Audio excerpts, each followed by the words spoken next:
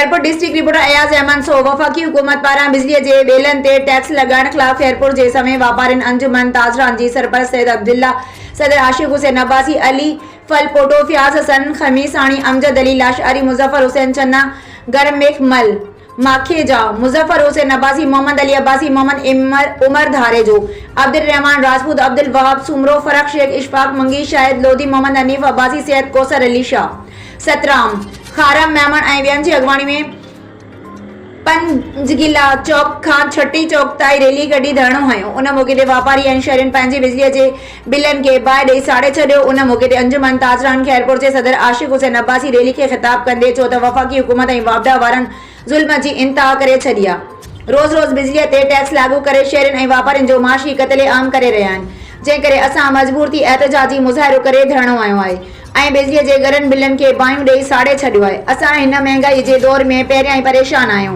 रोज़गार घटिजी वियो आहे, वरी उल्टो हाणे अतरादू टैक्स लॻाई वई आहे।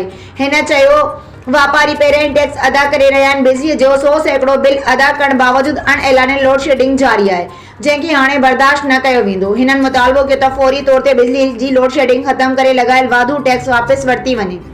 ॿी सूरत में एहतजाज करे शटर बंद हड़ताल कई वेंदी।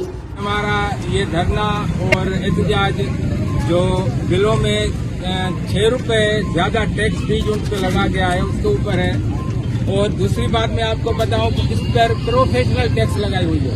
हालांकि इस बिलों में प्रोफेशनल टैक्स का कोई मकसद ही नहीं बनता। पहले ही हम प्रोफेशनल भरते हैं और इससे इनकम टैक्स भरते हैं, प्रॉपर्टी टैक्स भरते हैं, तो ये काय के लिए फिर प्रोफेशनल इसमें हम भरें? ये ताजरों का माशी कत्ल किया जा रहा है, इसके लिए हमने आज ये एहतजाज किया है।